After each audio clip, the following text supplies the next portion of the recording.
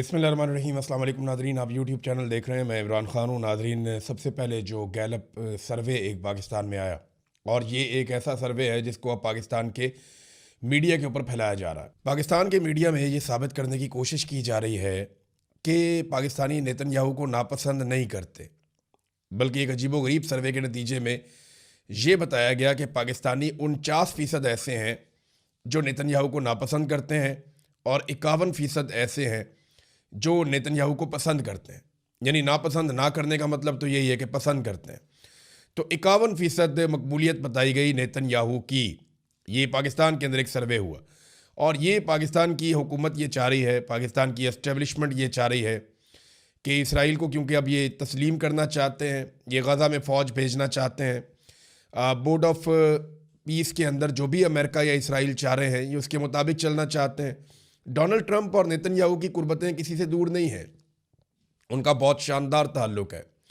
अगर आप ये कहें कि डोनाल्ड ट्रंप का पूरी दुनिया में किसी एक सियासी लीडर के साथ सबसे शानदार ताल्लुक़ बताया जाए जो अमेरिका से उसका ताल्लुक़ ना हो, तो वो फिर नेतन्याहू है।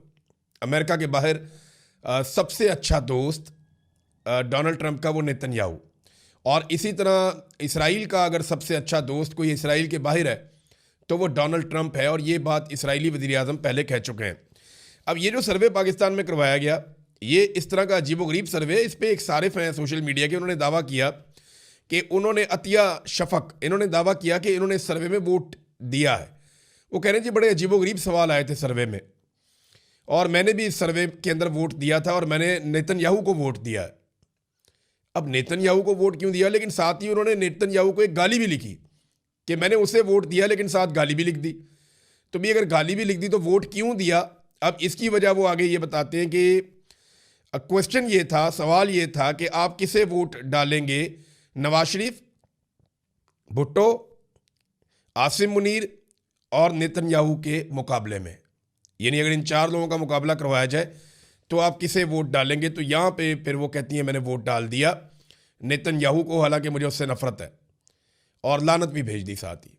ये नादरीन, अगर तो ऐसे ही ये सर्वे हुआ है तो ये तो बड़ी अजीब बात है। अच्छा, ऐसा एक सर्वे साबिर शाकिर साहब ने भी करवाया, शायद उनके बाद भी ऐसी कोई खबर है, और इन चीज़ों को देखते हुए उन्होंने कहा जी मैं भी करवा के देखता हूँ। सोशल मीडिया पर उन्होंने सर्वे डाल दिया कि ये पहला सर्वे है, इसमें इमरान खान शामिल नहीं है, सोच समझ कर वोट दें, आप किसे पसंद करते हैं, ऑप्शंस ये हैं। अच्छा, इसके अंदर जो साबिर शाकिर साहब ने ऑप्शंस दिए उसमें जरदारी, नवाज शरीफ और मरियम नवाज उसके अंदर साथ शामिल है, नेतन्याहू उसके अंदर शामिल है, और आसिम मुनीर साहब भी उसके अंदर शामिल है। तो साबिर शाकिर साहब का जो सर्वे है उसका जो जवाब आया, इसमें 28% लोगों ने कहा कि वो वोट डाल देंगे जरदारी को या बिलावल को। नवाज शरीफ और मरियम नवाज को वोट डाल देंगे 14% लोगों ने कहा, आधे हो गए। और यहाँ पे भी हैरत अंगेज तौर पे नेतन्याहू को 42% वोट पड़ गए, और फील्ड मार्शल आसिम मुनीर को 16% वोट पड़ गए। अच्छा, ये वोटिंग फिर इसका मतलब है नफरत की वोटिंग है कि किससे पाकिस्तानी ज़्यादा नफरत करते हैं उसको कम वोट डालेंगे। तो सबसे कम वोट डले हैं आसिम मुनीर साहब को, यानी उनसे शायद पाकिस्तानी सबसे ज़्यादा नाखुश हैं। उसके बाद जनाब वोट डले हैं नवाज शरीफ और मरियम नवाज़ को कि वो ये 14 और 16% करीब करीब ही हैं दोनों। इसके बाद 28% वोट डले हैं कि जरदारी और बिलावल से शायद लोग इनकी निस्बत कम नफरत करते हैं, जबकि 42% यानी जो सबसे कम नफरत करते हैं पाकिस्तानी वो नेतन्याहू से करते हैं। तो पाकिस्तान के अंदर जो कुछ किया पाकिस्तान के मौजूदा रजीम ने, अच्छा ये तो एक तरह का सर्वे था, एक बहुत अजीब सर्वे कि आप इनमें से किसको वोट डालेंगे। तो लोगों ने कहा आसिम मुनीर को, नवाज शरीफ को, शहबाज शरीफ को, या बिलावल को, या जरदारी को हम नहीं डाल रहे, हम नेतन्याहू को डाल देंगे। अगर ऑप्शन यही है तो फिर हम इधर डाल देंगे। अब ये एक सर्वे साबिर शाकिर साहब ने करवाया, लेकिन जो रियल सर्वे है वो मैं आपके सामने रख देता हूँ कि एक्चुअली सिचुएशन क्या है। गैलप सर्वे के बाद हमने एक सर्वे करवाया, और उस सर्वे में हमने सवाल किया कि जनाब इस सर्वे के जवाब में आप ये बताएं कि क्या आप नेतन्याहू को पसंद करते हैं या आप नेतन्याहू को नापसंद करते हैं। तो ऐसा दिखाई दिया कि जो सर्वे पहले गैलप पाकिस्तान का सर्वे करवाया गया था उसे पाकिस्तानियों ने बुरी तरह रिजेक्ट कर दिया है। अच्छा, इन्होंने तो कोई अपना सर्वे का कोई डाटा नहीं दिया, कोई चीज़ें नहीं दी, तो हमारे सर्वे का डाटा आपको सोशल मीडिया पे मिल जाएगा। और जो डाटा है उसमें अब तक कोई 15,000 से ज़ायद लोग जवाब दे चुके हैं, और ये हाँ और ना दो ऑप्शन हमने दी थी कि नेतन्याहू के बारे में आपकी राय क्या है, क्या आप उसे पसंद करते हैं, हाँ या ना। हाँ के लिए एक था, ना के लिए 2 ऑप्शन था। तो जब हमने इस सर्वे का एनालिसिस किया तो लगभग 12,000 वोट थे जिन पे हमने एनालिसिस किया था, और ये आ गया जनाब उसका नतीजा। 11,809 अफराद ने ये कहा, सर्वे के अंदर हिस्सा लेने वालों ने, कि वो नेतन्याहू को पसंद नहीं करते, जबकि 224 लोगों ने कहा कि वो नेतन्याहू को पसंद करते हैं। और इस तरीके से 92% पाकिस्तानियों ने ये राय दी है कि वो नेतन्याहू को पसंद नहीं करते, जबकि 2% से कम लोगों ने 2% से कम लोगों ने ये राय दी है कि वो नेतन्याहू को पसंद करते हैं। अच्छा, इसी तरह ये सर्वे जो ईरान में हुआ है, ये उसके करीब करीब नताइज आ गए। यानी ईरान में और पाकिस्तान में नेतन्याहू को लेकर सोच में ज़्यादा फ़र्क नहीं है। बहुत कम लोग ऐसे हैं 1 से 2% के बीच में जो नेतन्याहू को पसंद करते हैं। हमारे सर्वे में 6.2 वोट ऐसे थे जो गैर वाज़े हैं, यानी अनक्लियर हैं। लोगों ने बहुत अजीब अजीब चीज़ें लिख दी हैं नेतन्याहू के बारे में, और उसमें हाँ या नहीं का ऑप्शन उन्होंने इस्तेमाल नहीं किया, लिहाजा उन्हें हमने बीच में गिनती नहीं किया। तो 6% निकाल दें, 2% से कम नेतन्याहू के हक़ में, और 92% नेतन्याहू के ख़िलाफ़ हैं पाकिस्तानी। ये है नादरीन जो सर्वे हमने किया। अब हुकूमत जाली सर्वे के ज़रिए से ग्राउंड बना रही है वो करने की जो वो करना चाहते हैं। अब आ जाए नादरीन, एक और ख़बर है। कल सुबह दोबारा इमरान खान साहब से मुलाकात का दिन है, यानी अब मंगल को मुलाकात होती है तो दोबारा इमरान खान साहब की फैमिली जाएगी मुलाकात करने के लिए, और नॉर्मली मुलाकात नहीं करवाई जाती। लेकिन अगर इमरान खान साहब से मुलाकात होती है तो बड़ी धमाका खेज़ खबरें बाहर आ सकती हैं, और इन्हीं चीज़ों से इस वक्त पाकिस्तान की मिलिट्री एस्टेब्लिशमेंट बचना चाहती है। और इमरान खान साहब की मुलाकातें बंद की हुई हैं, लेकिन इंटरनल और एक्सटर्नल प्रेशर लगातार बढ़ता चला जा रहा है। मैं जब इंटरनल प्रेशर की बात कर रहा हूँ तो ऐसा नहीं है कि पाकिस्तान की अपोजिशन या पाकिस्तान तहरीक इंसाफ बतौर पार्टी या लीडरशिप या पाकिस्तानी अवाम कोई प्रेशर डाल रहे हैं, ऐसा नहीं है। इंटरनल प्रेशर इमरान खान साहब का है, पाकिस्तान की मईशत का है, इमरान खान साहब की फैमिली का है। बस पाकिस्तान तहरीक इंसाफ और अपोजिशन के लोग जाकर सुप्रीम कोर्ट ऑफ पाकिस्तान के बाहर बैठे, उन्होंने जाके इमरान खान साहब के मुकदमात लगाने के मुतालबात किए, धरना दिया। वहाँ पे अलामती तौर पे देते हैं थोड़ी देर के लिए, वहाँ उन्होंने एहतजाज किया। और जो मुतालबात हैं वो 3 किस्म के हैं। नंबर 1 तो उन्होंने कहा जी इमरान खान साहब के मुकदमात लगाए जाएँ।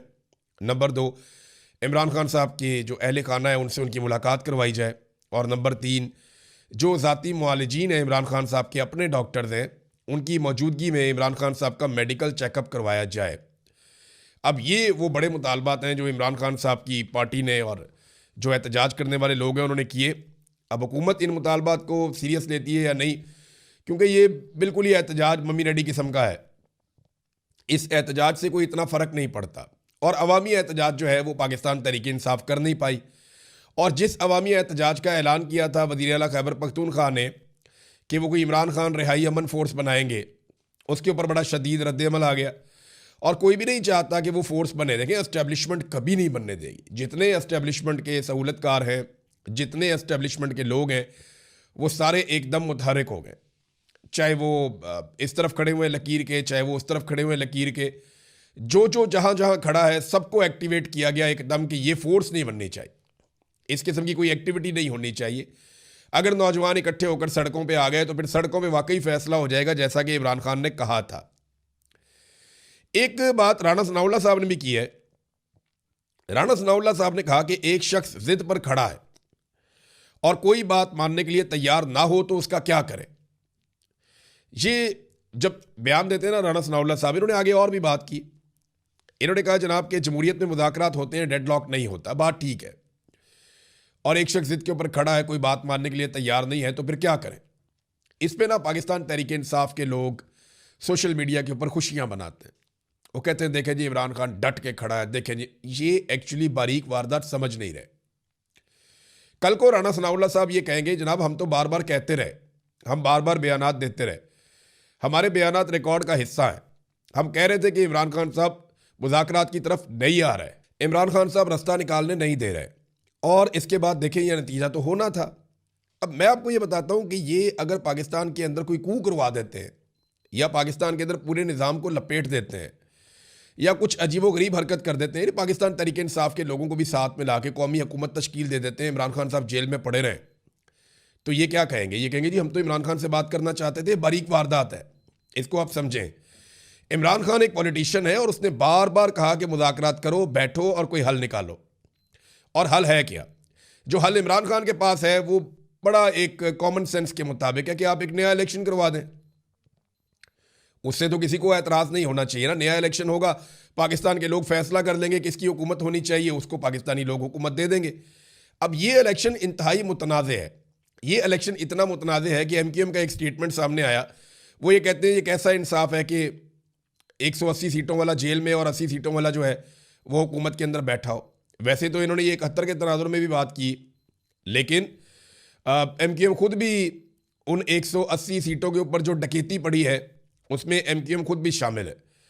अब ये सारे ही मानते हैं, MQM भी मानती है, जमात इस्लामी भी मानती है, फजल रहमान भी मानते हैं, अब PMLN भी मानती है कि जनाब हमें ज़बरदस्ती ला के इक़्तिदार में बैठाया गया। पीपल्स पार्टी भी ये बात मानती है कि PTI की नशस्तें जो है वो छीनी गई। PTI खुद ये कहती है बार बार। हर पॉलिटिकल पार्टी, हर सहाफ़ी ये मानता है कि 2024 का जो इलेक्शन हुआ 8 फरवरी को, अब वो पाकिस्तान की तारीख में धांधली की एक सबसे बड़ी डकैती थी। एस्टेब्लिशमेंट ने बहुत दफ़ा डकैतियाँ मारी हैं पाकिस्तान में, लेकिन जो सबसे बड़ी इलेक्शन के ऊपर डकैती मारी गई वो यही मारी गई है 2024 के इलेक्शन में। तो इसमें राणा सनाउल्लाह साहब वगैरह ये बारीक वारदात डाल रहे हैं। इमरान खान साहब ने तो 26 नवंबर के कत्लेआम के बाद भी कहा था कि आओ बैठो मुज़ाकरात करते हैं, लेकिन हुकूमत के पास इख्तियारात ही नहीं थे।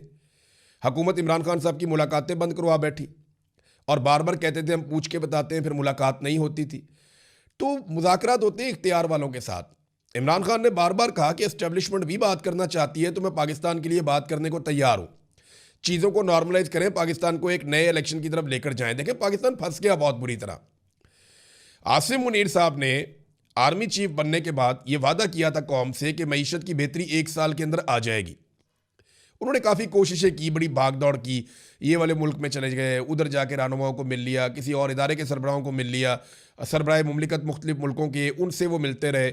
SIFC उन्होंने बना दिया, ताजरों और सनतकारों से भी मुलाकातें करते रहे, मुआशी मामलात में काफ़ी सरगर्मियाँ उन्होंने की। जो उनका काम नहीं था वो काम करते रहे, अपना वज़ीर ख़जाना भी लेकर आए, मादनियात के ऊपर किया जी, और जो क्रिटिकल मिनरल्स हैं उनके ऊपर उन्होंने काम किया। खुद ब्रीफ केस लेकर, तोहफा लेकर चले गए अमेरिका में, क्रिप्टो के मैदान में उन्होंने काम किया, बहुत सारा। आसिम मुनीर साहब ने बड़ी भाग दौड़ की, लेकिन कोई फ़ायदा नहीं हुआ। पाकिस्तान में टके की सरमायाकारी नहीं आई, बल्कि जो पाकिस्तान ने सूद देना है आलमी इदारों को बैनुल-अक़वामी सतह पे, उसकी रकम पाकिस्तान तहरीक इंसाफ के दौर में जो थी उससे दुगनी हो गई। यानी तहरीक इंसाफ के दौर में इमरान खान साहब जब वज़ीर आज़म थे तब जितना सूद पाकिस्तान को देना पड़ता था पिछले 70-75 साल के कर्ज़ों पे, उससे दुगना सूद पाकिस्तान को अब देना पड़ता है। फॉरेन रिजर्व पाकिस्तान के जितने हैं उनमें तकरीबन 75 से 80% हमारे दोस्त मुल्कों के पड़े हुए, अपना पैसा ही कोई नहीं है, और सरमायाकारी पाकिस्तान में सिफर है। एक बहुत बड़ा फेलियर है जो आसिम मुनीर साहब के खाते पड़ गया है। हालांकि जो उनका अपना करने वाला काम था वो भी वो नहीं कर पाए। बदअमनी पाकिस्तान में बहुत ज़्यादा बढ़ गई है, दहशतगर्दी की वाक़यात जो है वो दोबारा सर उठा रहे हैं, हर तरफ दहशतगर्दी हो रही है। अभी करक में एक बड़ा अफसोसनाक वाक़या हुआ दहशतगर्दी का। पहले FC की चेक पोस्ट के ऊपर अटैक किया गया, FC के जवान शहीद हो गए, उन्हें बाद में एम्बुलेंस में डाल के ले जाया जा रहा था, एम्बुलेंस के ऊपर अटैक कर दिया गया, और ये बड़ा अफसोसनाक है, बड़ा बुज़दिलाना हमला है। यानी एम्बुलेंस के ऊपर तो जंग के दौरान भी कभी 2 ममालिक में जंग हो रही हो तो एम्बुलेंस के ऊपर अटैक नहीं किया जाता, लेकिन ये बहुत ही गलत है, नामुनासिब है, लेकिन पाकिस्तान में हो रहा है। तो आसिम मुनीर साहब को एक बड़ा फेलियर है जिसका सामना है, और ये सारा कुछ उनके खाते में पड़ रहा है, क्योंकि जो पॉलिटिकल हुकूमत है वो बार बार ये कहती है कि जो कर रहे हैं आसिम मुनीर कर रहे हैं, वो कामयाबी बना के उनके गले में हाथ डालते हैं, बाद में पता चलता है ये तो नाकामियों का तौक है। तो सारा कुछ एस्टेब्लिशमेंट के खाते में जा रहा है, और पूरी तरह जा रहा है। चाहे जहाज़ों की खरीदारी हो, चाहे कोई भी चीज़ हो, हर जगह पे इनके ऊपर तनकीद होती है। अब मैं हैरान हो रहा था कि मरियम नवाज़ के जहाज़ के ऊपर इतनी तनकीद हुई, इतनी तनकीद हुई, सोशल मीडिया ने भी उठाया इसको, जो है पाकिस्तान के रवायती मीडिया ने प्रोग्राम किए, लेकिन जैसे ही एक जहाज़ जाके आर्मी चीफ के साथ जुड़ा उसके ऊपर किसी ने प्रोग्राम नहीं किया, उसके ऊपर किसी ने बात नहीं की। क्यों? अब ये सवाल जो है PMLN के लोग भी उठा रहे हैं, मरियम नवाज़ के करीबी लोग भी ये वाले सवालात उठा रहे हैं। तो अब ये सोचना पड़ेगा पाकिस्तान की मिलिट्री एस्टेब्लिशमेंट को कि क्या वाकई इमरान खान साहब से बात करने का वक्त आ गया है, या अभी भी मजीद हठधर्मी के जरिए उन्होंने मुल्क चलाना है, क्योंकि मुल्क तो उनसे चल नहीं रहा। नाज़रीन, जो फ़लस्तीन का और बोर्ड ऑफ पीस का मामला है, इसके ऊपर जो मजहबी सियासी जमातें और मजहबी रहनुमा हैं, उनकी खामोशी बहुत अजीब है पाकिस्तान में। इस पर पाकिस्तान तहरीक इंसाफ ने एक मुतालबा भी किया है, और ये जेल में बैठे हुए जो शाह महमूद कुरैशी साहब हैं या उनके साथ जो दीगर असीरान हैं जो जेल के अंदर मौजूद हैं पाकिस्तान तहरीक इंसाफ के, उन्होंने बड़े अहम मुतालबात किए। उन्होंने कहा जी सारी जमातों को इकट्ठा करें, एक कॉन्फ्रेंस बुलाई जाए, और जो 2 रियासती हल है उसके हवाले से पाकिस्तान के अंदर बातचीत होनी चाहिए। तमाम फ़रीक़ैन को फ़लस्तीनी अवाम के हक़ खुद इरादियत की अपनी हमायत का दोबारा से आदा करना चाहिए। फिर उन्होंने ये कहा कि जो अक़वाम मुत्तहिदा के चार्टर में जो चीज़ें हैं उनसे हटकर आप कुछ कैसे कर सकते हैं। एक ऐसे बोर्ड ऑफ पीस में आप क्यों जा रहे हैं जो अक़वाम मुत्तहिदा के चार्टर से दूर हट रहा है। और दूसरा उन्होंने ये भी कहा कि जो अक़वाम मुत्तहिदा के मुस्तकिल अरकान हैं उनमें से अमेरिका के अलावा बाकी सारे इस बोर्ड का हिस्सा क्यों नहीं बने। ये अहम सवालात हैं, इन पर बहस करनी चाहिए, बैठकर बात करनी चाहिए। ये जो लेटर लिखा गया है, ये शाह महमूद कुरैशी, डॉक्टर यास्मीन राशिद, एजाज चौधरी, मियाँ महमूद रशीद, उमर सरफराज चीमा, ये जो सीनियर पाकिस्तान तहरीक इंसाफ की क़यादत है, उन्होंने जेल से कहा है कि बैठे इसके ऊपर बात करें। लेकिन मौलवी आपको पता है चुप हैं, बिल्कुल बात ही नहीं कर रहे, और ना इसके ऊपर मजहबी सियासी जमातें, फजल रहमान जमात इस्लामी, ये लोग इस पर बात ही नहीं कर रहे। तहरीक लब्बैक को वैसे ही कुचल दिया, वो इसी पे एहतजाज करने निकले थे, उन्हें एडवांस में कुचल दिया गया, तबाह बर्बाद कर दिया उन्हें। नाज़रीन, मैं मईशत की बात कर रहा था, तो 4 सालों में जो पाकिस्तान में गुर्बत में इजाफा हुआ ना, इमरान खान का दौरे हुकूमत जाने के बाद, वो 18% से 29% तक चली गई गुर्बत, यानी 60% तक पाकिस्तान में गुर्बत के अंदर इजाफा हुआ है इमरान खान साहब के जाने के बाद। और देखिए, ये जो पैरामीटर्स हैं, ये हुकूमती पैरामीटर्स हैं, यानी पाकिस्तान में गुर्बत का जो पैमाना है वो कुछ और है नापने का, बैनुल-अक़वामी सतह पे कुछ और है। जब आप बैनुल-अक़वामी सतह के पैमाने के ऊपर देखते हैं तो हर दूसरा पाकिस्तान गरीब है, वो गुर्बत की लकीर से नीचे चला गया है और वो सही तरह अपनी ज़िंदगी नहीं गुजार पा रहा। नाज़रीन, आखिरी मैं एक खबर आप तक पहुँचा दूँ। हमज़ा खान, ये पाकिस्तान की एजेंसियों की गले की हड्डी बन गया है। जब उसको उठाया तो इन्हें आइडिया नहीं था कि ये मामला इतना ज़्यादा उठ जाएगा। अब ये कैनेडियन नेशनल है, ये PhD स्कॉलर है, ये अपना थीसिस मुकम्मल कर रहा था। अब इसको छोड़ें तो छोड़ें कैसे। मैं एक बात सिर्फ वार्न करना चाहता हूँ, ख़बरदार करना चाहता हूँ उठाने वालों को कि कोई आपने मिस एडवेंचर नहीं करना। ये बंदा तो आपको छोड़ना पड़ेगा, और ये पाकिस्तान से बाहर जाएगा भी, और ये पूरी दुनिया को बताएगा कि आपने पाकिस्तान में इसके साथ क्या किया। अब कैसे इसको टैकल करना है, एक नई मुसीबत अपने गले डाल ली है, देखते हैं कैसे टैकल करते हैं। अब तक के लिए इतने, अपना ख्याल रखिएगा, अपने इस चैनल का भी। अल्लाह हाफ़िज़।